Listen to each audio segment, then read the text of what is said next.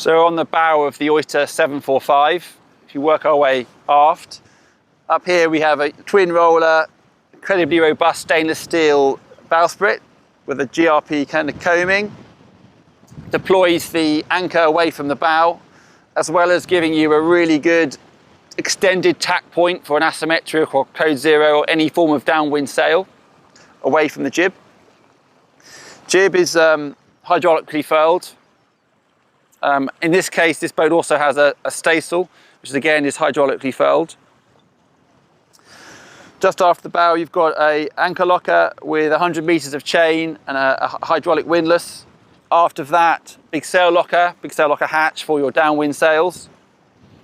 Nice clean tow rails, pop-up cleats, flush hatches. It's a huge expanse of teak. Place an area here to stow a dinghy, should you want to stow it up on the foredeck. But just a lovely, clean, expansive area of teak on the front of the boat.